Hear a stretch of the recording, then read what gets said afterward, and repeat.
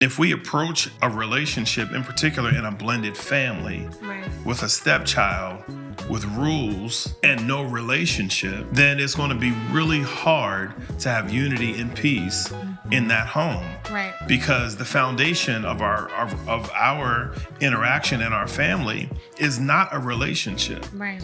It is a list of rules. Yeah, that's good.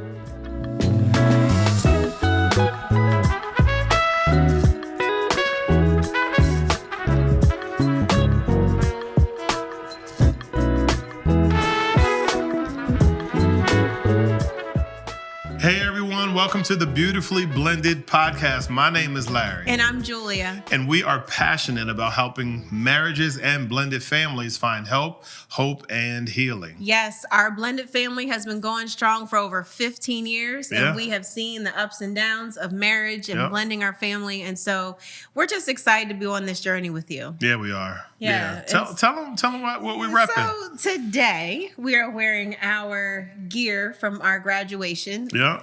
We graduated from Lancaster Bible College with our Masters of Art in Ministry. Yes, we did. We have pastoral studies over here. Yep. And mine is formational leadership. We're super excited just about the investment that we made together on this journey. It was a journey. Journey's the right word. We had a lot of late nights. We had a lot of early mornings. We had full days getting our work done, our studies done amongst our marriage, our church, our son, our parents, all the things, our adult children, we had all who come over taking all the food out of our refrigerator, and they do, but it's okay. It's all good, but it's been a journey to get to this point. So it has been. We're grateful that we graduated. Woohoo!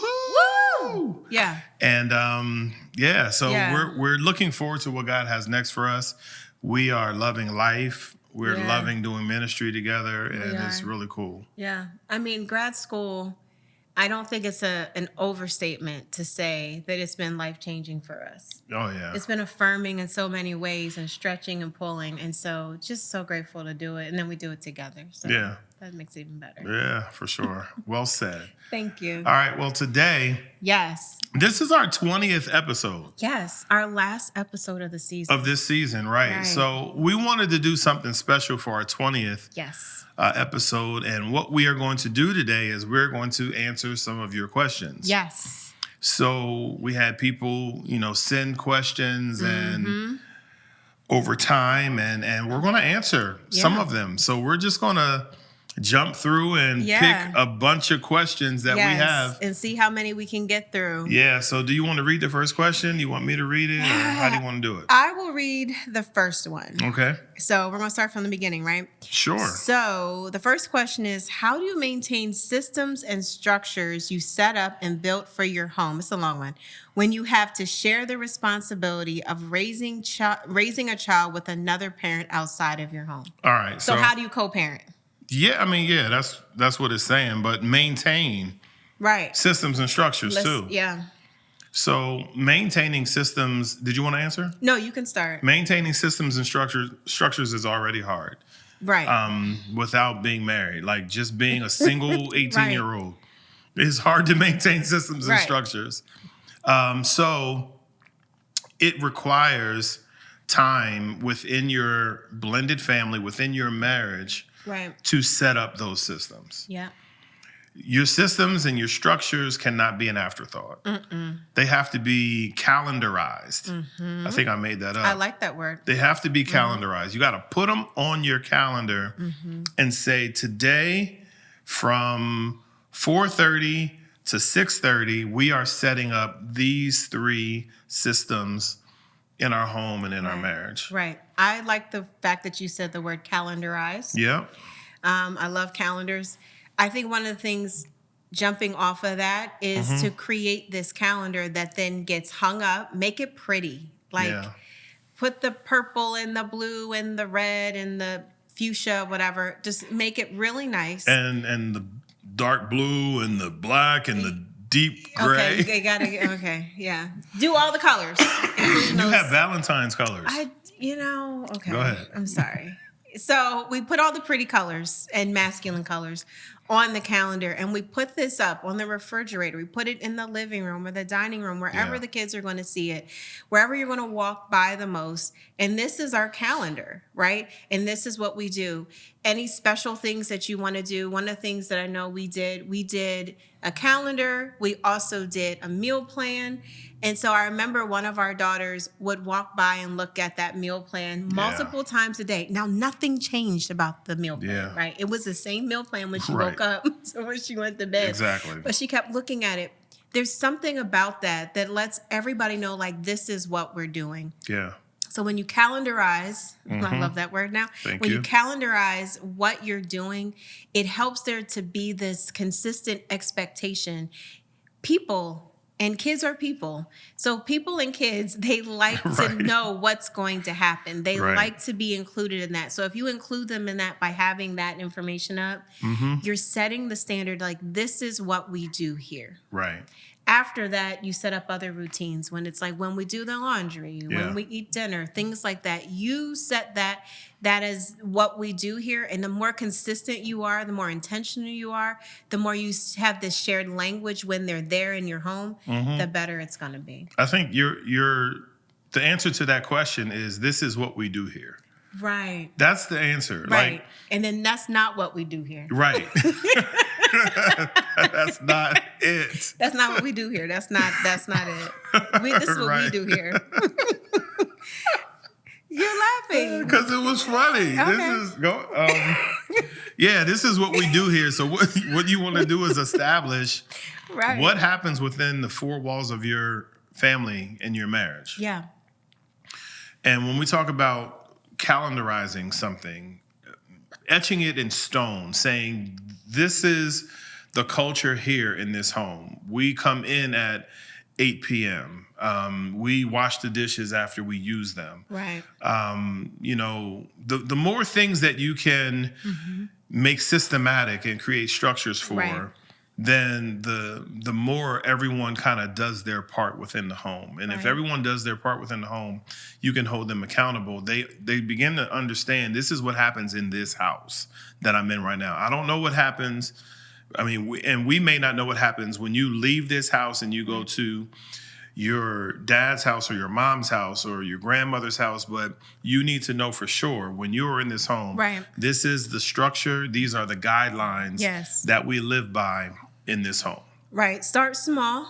Yep. Don't try to do something really big and grandiose the first time out, right? You got to start small and you build upon it. Yeah. Yeah. All right. We good? Yes. All right. Let's go to another question. I'll read the next one. Okay. All right. This is a good one. This is spicy. Okay. All right. How do you deal with disrespect from your spouse's ex? So, and is there a better way to respond, and how should you handle that? Yeah. So, come on. Disrespect from your spouse's ex and your ex-spouse, I said that right? Sure. Okay, is hard. So it's hard to deal with that in any sense. I'll start with your responsibility as a father, as a husband, and as a believer. Okay. When you look at your responsibility as all of those things, or as a mother, as a wife and a believer, your responsibility is first to God, then to your spouse, then to your children, and so on. Yep.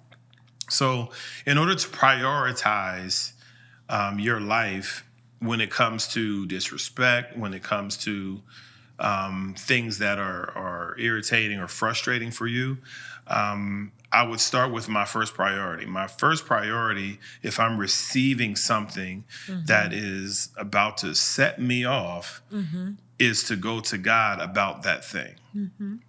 You go to God about that thing first. That may sound super spiritual, but it'll keep you out of trouble. Yeah. Right? It'll keep you out of trouble. You go to God about that thing first. And what I would recommend is you go to God about that thing with your spouse. So you and your spouse go to God about the disrespect. You go to God about the words and the chirping off at the mouth that's coming from outside of your home towards you and your spouse and your family. First, go to God, because what that's going to do is it's going to readjust your disposition. We are easily taken out of character. Right. And we react when things like that happen rather than respond according to scripture, or even in a sober, mature way. Right. And I think after you do that, you and your spouse have a conversation about, okay, how do we handle this situation? Right. Every situation is not the same. So for me to just say, this is how you handle all of those situations, you don't do that. The first thing I'm doing, we're talking to God first.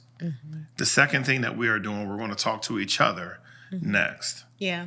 Talking to God first, get your attitude right to talk to each other about the thing. Right. If you don't do it in that order, you're going to respond out of anger. Right. And you're more than likely going to give the wrong response, which you're going to have to play clean up for weeks after. If Weeks you give or the years. wrong weeks or years after. Right. I agree with everything you said. I believe that there is a place for you in this marriage and in this messiness. Life is messy and relationships are messy. Yep. And so blended families are not immune from that. And so I would say, as a husband or wife, you may feel disrespect because that's what this question sounds like. You feel disrespect from, your spouse's ex. And so if you do that, remember you have a role to play in reconciliation. Yeah. That reconciliation may not be an immediate thing that happens, and reconciliation may not look the way you think it would look. Reconciliation could mean that there is at least peace and you're able to co-parent very well. Yeah. It doesn't mean that you'll necessarily be best friends. And so recognizing your place in making sure that you are supporting your spouse, that you are encouraging your spouse, you're encouraging these children that are involved in this as well. And just making sure you're continuing to keep those lines of communication open. Your spouse needs to hear from you how you feel. Yeah. If you feel you've been disrespected or you feel that your spouse has been disrespected, you need to have those conversations. You need to talk about how you feel. And you need to hear how the other person feels. Right. And again, 100%, go to God first. You guys can have the conversation, but as you do that, you can get wisdom on how to take the next steps. Right. Worst thing you can do is snap out, go off, right. All of the slash above. somebody's tires. Like, don't do any of that. Don't give them no ideas either. Worst, no more ideas given. Okay. But those are the worst things you can do. But really going to God in prayer, that really does help you. And it does sound super spiritual, but it literally is going to help you bring you down from a 10 to at least a 3. I think that's the point. You go to God first to bring you down from a 10 to a 3. Right. Because if you're at a 10, you're going to do something that you're going to regret. Right. You're also, secondly, going to do something that your watching children are going to recognize. Yes. And they're going to either model their behavior after that. You don't want them to model your behavior after you when you are a 10. Right. You want them to model your behavior when you are sober, when you are sober-minded, and you're making biblical or rational decisions. Right. Your children are watching. Yes. Your spouse is watching. Yes. So there are things that you could do where your spouse could feel uncomfortable about how enraged you have become. Right. And it begins to mess with your marriage. Yeah. It begins to mess with, the character that she thought that you had. You start to live outside of that character by showing who you used to be when you told her you were never going to be that person again. Right. So it's important. That's why we say go to God first. Some practical things. You can have group messaging where everyone is in a group and you communicate in that group. You could also just keep communication, trim the fat, keep it clean and necessary, but make sure you communicate well and make sure you communicate often. Yep, absolutely. I love everything you said. Okay. All right. So let's jump to the next one. Let's go. How do we keep Christ at the center of our marriage during busy or stressful seasons? Okay. Good one. That reminds me, there was an episode we did in particular around the holidays, where you talked about specifically that, in those stressful, busier seasons, there's more likelihood for there to be, in the busier seasons, there's more likelihood for there to be stress and issues and, you have a higher percentage, a higher probability of arguing during the busy seasons of life. I knew you would say it better because you actually said it. So from that perspective, be mindful and have those conversations about busy seasons. Sometimes busy seasons come upon us. Right. And sometimes busy seasons, we walk right into them. Yeah, sometimes they're on your calendar. Right. Like, when Christmas is coming. Right, it is not a surprise. When summer break is about to hit. When whatever, fill in the blank is going to happen. And so the more you prepare, the better. And so keeping Christ at the center, finding ways. First of all, my prayer, my hope is that you already have developed ways that you keep Christ at your center in seasons that aren't busy and stressful, right? And so whatever those things are that you do, whatever those routines are, find a way that you can now adjust it into your busy season. For instance, if you two pray together, on Wednesday nights, and now Wednesday nights is taken up because of whatever's going on. Find a way that you two can connect still, that you can still have your time to pray. You still have your time to, have those conversations that are really, really important. Yeah. If you usually go to church together on Sundays, but now your spouse is working on Sundays, is there a Saturday service option? Yeah. Right? Find ways for you to continue to connect. We know a couple who shared at our marriage fellowship, one of the marriage fellowships we did at the church, that they have blocked off the time on their work calendars so that they have a Zoom or FaceTime or whatever for that hour every week. And it helps them to stay connected. That's an amazing idea. I agree. Find those creative ways to stay connected and stay connected in God in those busy seasons. Plan for them. That's the thing. Plan for them because they're going to come. Yeah. So it's almost like having a first aid kit. You don't know what the emergency is, right? But you have but you got the kit, right? Like what are the 3 things that you can do before that busy season comes, so that you can lock in to keeping Christ at the center, right? Even through that. So absolutely. All right, that's good. Let me ask the next one. Okay. So, all right. So, what are some ways to pray together when it feels awkward or new? Okay. Are you going to answer that? You're looking at me. I'm looking at you, but I'm going to answer it. Okay. All right. Some ways to pray together when it feels awkward or new. Really, power through. Okay. I mean, no, seriously. I know it sounds funny, but just do it. That's the thing to do. Thinking about school. We talked about college, how we're graduating. Go back to middle school. When you first got to 6th grade, you left one building and went to the middle school, right? It's awkward. It's weird. You didn't have an option. Right. Power through. Power through. Sit in your class. Learn your teacher's name. Learn all the new kids' name that poured in from all the other elementary schools into that middle school. You did the same thing at high school. You did the same thing when you learned to drive a car. It was awkward. It was new, but you powered through. Right. When you first learned to bake a cake, you burnt the cake, right? Maybe, possibly. At some point, one of us burned the cake.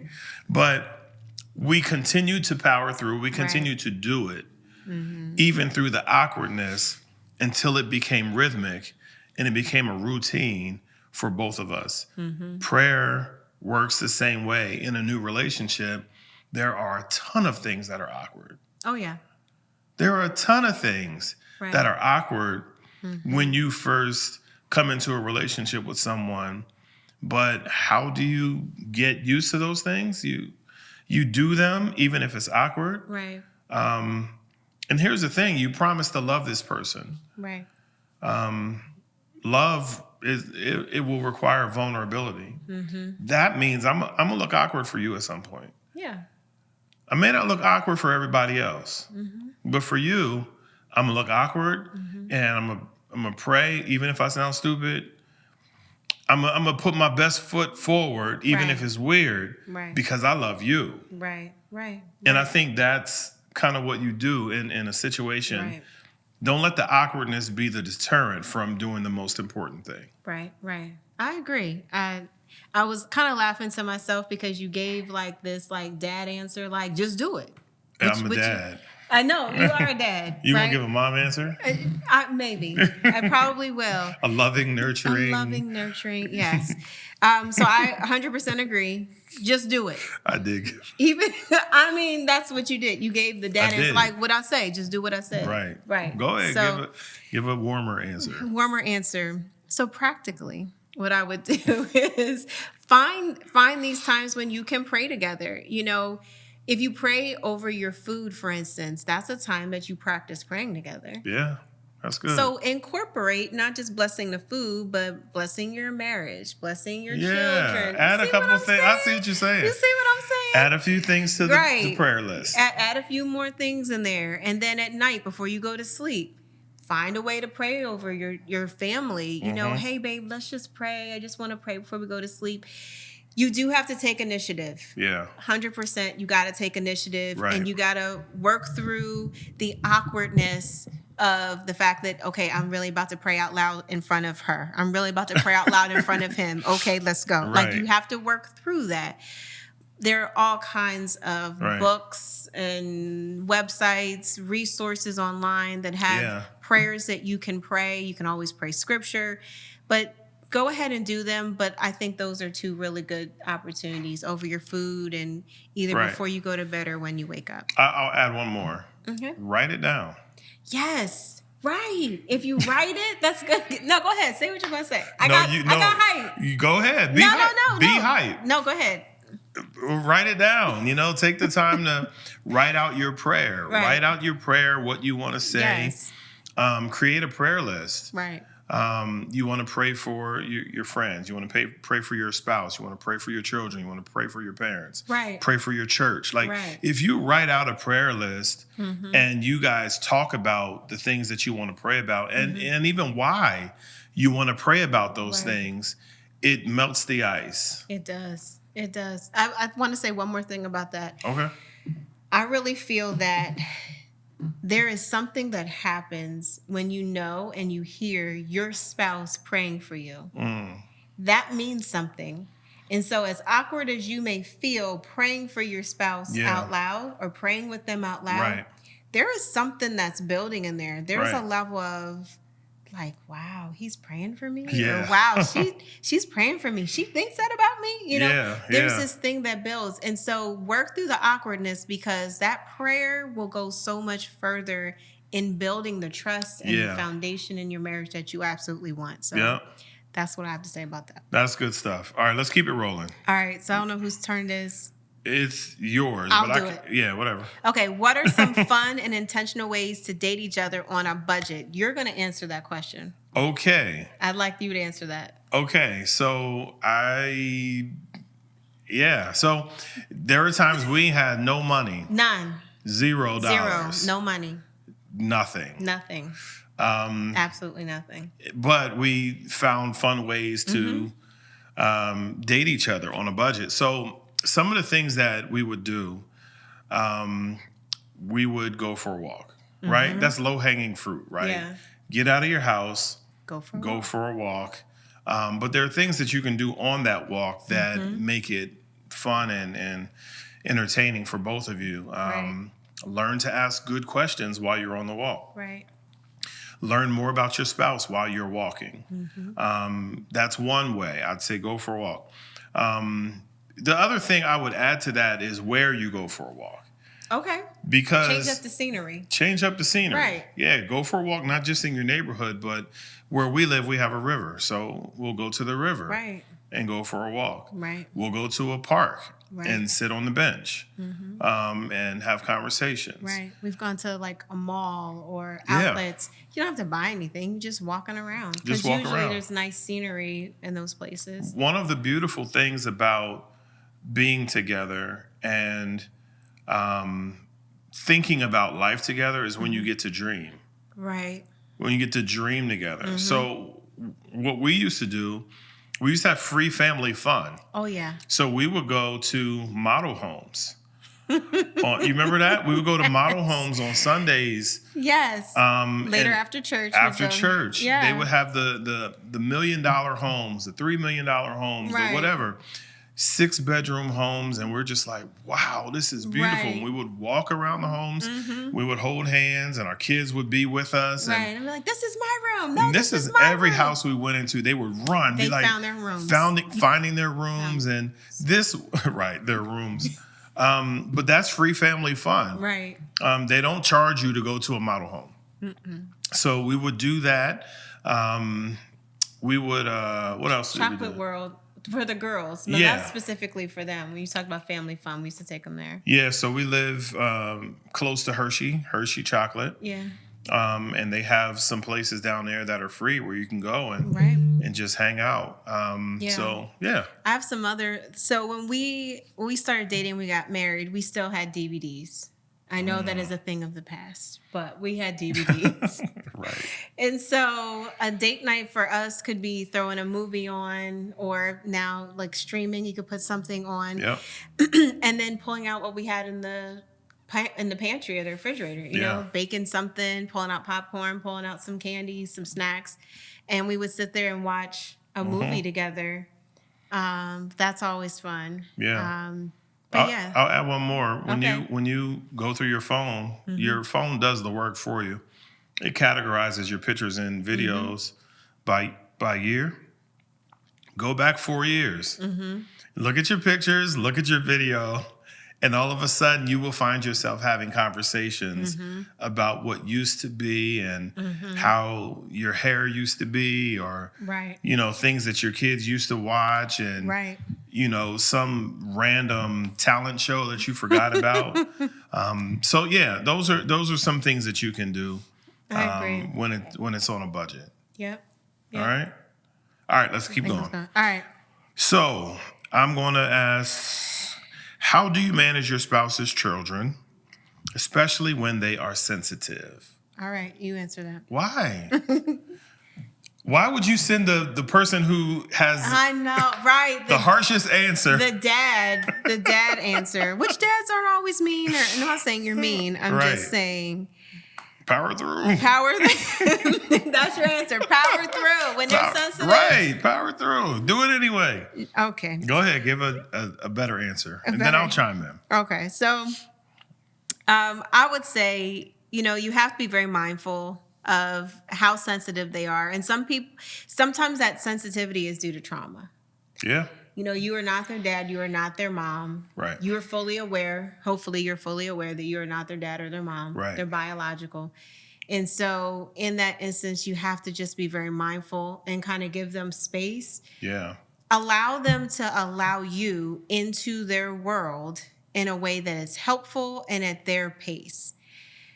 You know, so I am a stepdaughter and I am a stepmom. I am both. Right. And so that experience has helped to shape me on both sides. And I have learned that it is best to give people the space to welcome you in at their pace. So that means I'm not saying, you will call me Mom Julia from day one. I'm not doing that. What am I doing that for? Yeah. No, you know, you give space for them to kind of embrace you and bring you in. You're real with them. You don't treat them like, oh, here we go again. Old waterworks over here crying again. Right. You're not treating them no like name that. calling. Right, you know. You're not treating them like that, but you're giving them space to let you in, because again, a lot of times it's due to trauma. Right. You know, there could have been something really, really traumatic that happened that even caused you to be in this situation. Like if the other parent passed away and now their parent has now married you. Right. And so there could be some sensitivity that they could be experiencing because they went through something like extremely extremely traumatic. Yeah. And so again, you give them the space to welcome you in. I also would say, the more that you are real, the more that you embrace them, I think you're also opening up that opportunity for them to maybe let down some of that sensitivity, let you in. Yeah. But you may start to see something else that develops, maybe a less sensitive, maybe some of that sensitivity is because of a lack of confidence. Yeah. A lack of understanding of their identity and who they are. And so you kind of speaking into their life and reassuring them and being present, you could help them to That's let good. go of some of that sensitive exterior Yeah. and start to really blossom. Yeah, that's good. It will take time. Yeah. I'd say that it takes time. This is not a sprint, it's a marathon. Right. And it takes time to develop relationships with children that may not be your biological children. Mm-hmm. So invest the time. Right. Like investing the time to meet them where they are Right. is going to help with, things like that. Mm-hmm. I remember when our girls were younger, and it was our middle daughter, and she couldn't sleep because she was afraid of something. And I went into the room and I stayed in there with her and I hugged her. That might have been the first time I hugged her. Mm-hmm. Not because I was opposed to hugging her, but it's like that was the first time where she embraced me like, don't leave this room. Like that. That's what I mean. Right. Like, don't leave this room. Stay here with me. And I'm like, I'm not going anywhere. I'm going to be here. I could have misdiagnosed that and said that's sensitivity without everything that you just mentioned. Right. I also think we should, as the parents, we should check our definitions to make sure that we are accurate in what we are calling sensitive behavior. And even going back to the other question, what we are calling disrespect. Mm-hmm. We may not be honest about what we are witnessing. It just may not be our preference. Right. Yeah. And since it's not our preference, then we want it to go away. Make the sensitivity go away. Make the disrespect go away. I don't want it near me. Mm-hmm. When the reality is, maybe it's not disrespect. And in this case, maybe it's not sensitivity. It's just not what you prefer to see in your son or prefer to see in your daughter. Right. But you meet them where they are and become their parents so that you can develop what is underdeveloped in them. Right. That's good. Yeah. I agree. Okay.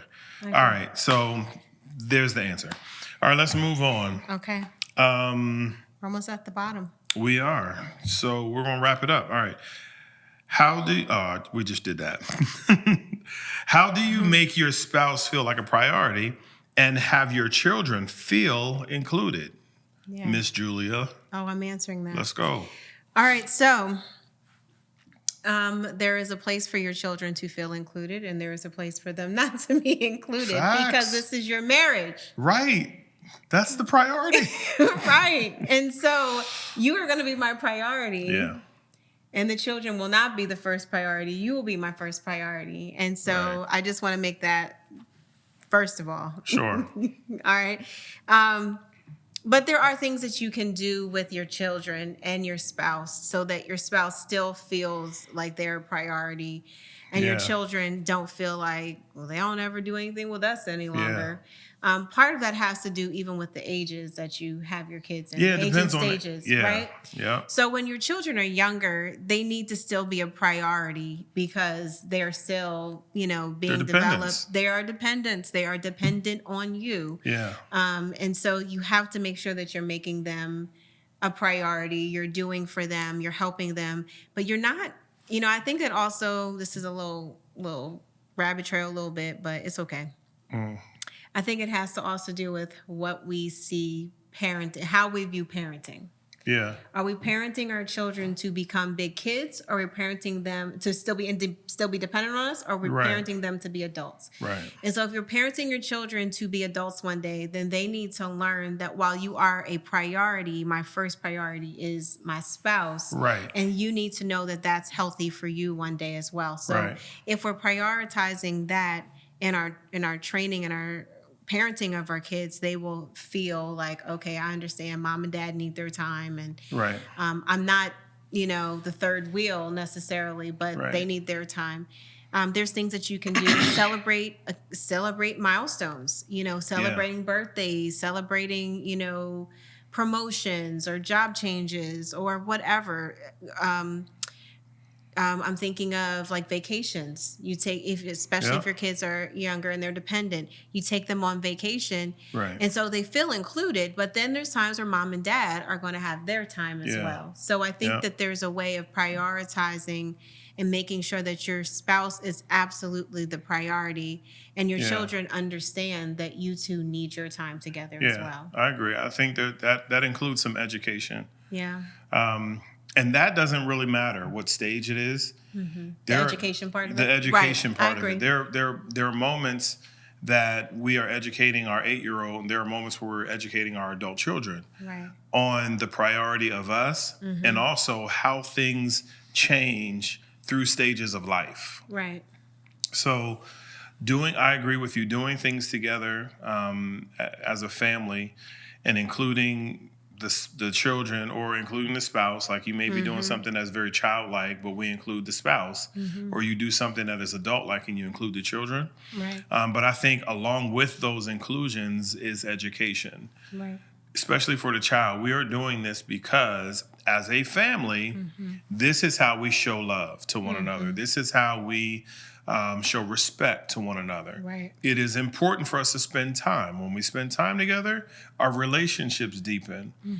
So I think it's important to educate, especially the young children, why we do what we do. Right. But I think in doing that, you're able to have the time together and everyone can feel included. Right. Well, and I think it's important to educate our older children as well, especially if you're coming into a blended family and your children are all adults. Yeah. It's important for them to understand, like, this is my priority. I still love you and you are still a priority in my life. But the way that God has set this up, my husband or my wife is now my first priority. Yeah. Right? And so they're able to find their place in that. And you just reiterate that, going back to the sensitivity, going back to all of that, just reiterating, you are a priority to me, but but my spouse is now my priority. Right. And I have to do this. And this is a foundation, of our family. And so. And you also need to be careful that there is, you got to watch children because they can use that against you to say, what about me? What was me? They don't like y'all together. So they kind of lean on your emotions to get some separation. You're right. So you need to be wise enough and prayerful enough to keep an eye on that as well. Yeah. And make sure that you handle that in an appropriate way. Right. I agree. Okay. Yep. All right. What we got? Last one. Let's go. Where do you draw the line as a step parent on what to address with a stepchild and what not to address, especially teenagers? I'm going to let you start with that. Well, come on. Sound like somebody acting crazy, and it does. We're going to figure this out. Okay. So, where do you draw the line as a step parent? That question has to be solved between the parents. Yes. Between the husband and the wife, not the stepfather and the child, or the stepmother and the child. Like that has to be solved between the parents having meaningful conversations. Right. And I want to say this also. As much as possible, you want to address that beforehand. Before an issue comes up, address how you're going to communicate correction in those issues before they come up. Don't wait till they come up and you're at your wit's end and you're like, I'm not putting up with this anymore. We're not doing this any longer. I don't want to deal with this. You need to deal with this. At the point where you come to the place where you're frustrated and you say, that's your child, you deal with her, or that's your son, you deal with him, there is already a crack in the relationship between the husband and the wife. Yep. Because there's something that you guys already don't agree on that you should have already agreed upon. Right. And now the pressure from the child is causing separation between the husband and the wife. Right. So, I think I got more to say, but go ahead. I agree with you that you have to start with having that conversation. One of the things that should happen in premarital counseling is that not only do you decide where you're going to live, not only are you going to decide where you're going to go to church and some of those things, or how are we going to manage the budget, you also need to talk about discipline. Yeah. How are we going to discipline these children that we are bringing into this relationship? Right. Because that has a lot to do with how you move forward. Now, there's always room for you to make adjustments along the way. Right. You need to have those conversations. But I believe that, to your point, those are conversations that you two have to have. And if you haven't had them, then let's have them now. And let's work through what that looks like. Right. What do you feel comfortable with? What do you feel comfortable with? Usually when you have this blended family, the parents usually have different parenting styles. Right. Which means there are certain things that they may feel is acceptable for how they raise their children or how they've raised their children to this point. Right. And the other person may have a different perspective. If the other person does not have children and they are coming into this blended family situation, now they have a stepchild, but they have no biological of their own. Right. They come in again with a set of notions and thoughts about how to do it. So that's why it's really important to have these intentional conversations about what are we going to do and how are we going to do that. Yeah. When in this question asked specifically, or especially teenagers, Right. And teenagers can be hard because teenagers can be hard-headed. But I want to say this about teenagers. If you have something to say, they will listen. And if you learn to speak their language, they will hear you. Right. As parents, we can make demands and say things like, you ain't gonna talk to me like this. This ain't gonna happen up in my house. You ain't gonna be disrespecting me. And we go down this whole list of things that are not going to happen with those teenagers, but we don't have conversations with them to meet them where they are. Right. And if we approach a relationship, in particular in a blended family, with a stepchild, with rules and no relationship, Right. then it's going to be really hard to have unity and peace in that home. Right. Because the foundation of our interaction in our family is not a relationship. Right. It is a list of rules. Yeah, that's good. And if I don't follow your rules, then there's consequences. So you're the person who gives me rules and gives me consequences, but doesn't give me a relationship. Wow. And that's good. The foundation of a family cannot exist in that kind of climate. Yep. That's good. I mean, I don't have anything to say because that's so good. Yeah. Right? The foundation is rules, not relationship. Right. What? Okay.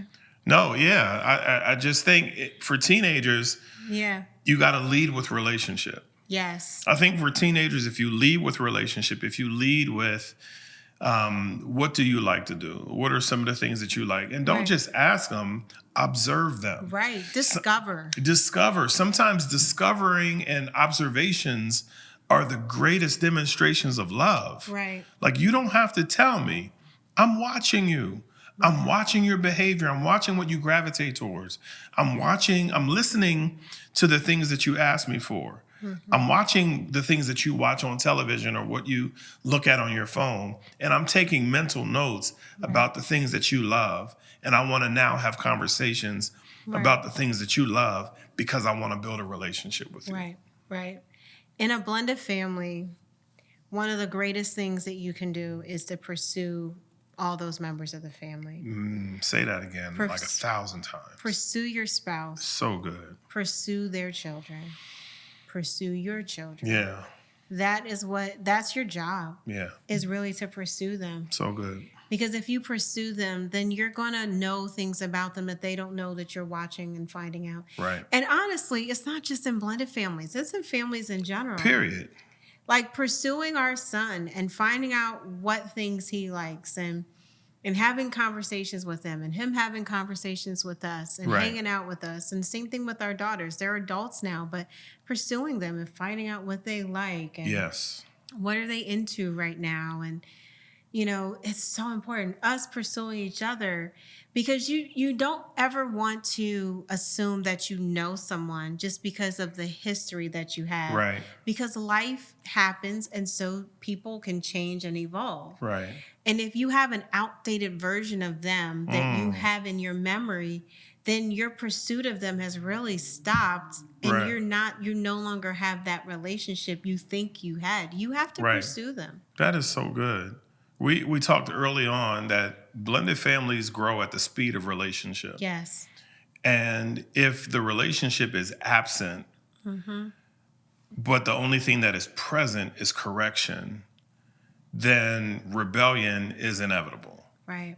They will rebel because there is no relationship. I think the most pure moment that I can have with our 8-year-old is when I get on the floor with him and I play with his toys with him. Like when we get down and I meet him where he is and play with his toys, he looks at me like, what are you doing down here?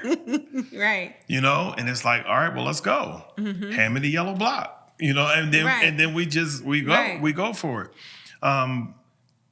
Because of how God created us, that's the same formula for teenagers. Right. That's the same formula for stepchildren that seem to be rebellious. There is something inside of them that God placed on the inside of them. And if we can find the combination of their heart and speak their language, God can use you to reach that person. Amen. That's good. All right. That was our last question. It was. We did it. We did it. All right. So this was a little Q&A for our final episode, and I'm excited. We did 20 episodes of the Beautifully Blended podcast, and this is our last one for season 1. Yes. Julia and I are honored that we get to serve in this way and just share our stories and show our scars. There's a lot that we have been through, and thank you so much for tuning in to the Beautifully Blended podcast.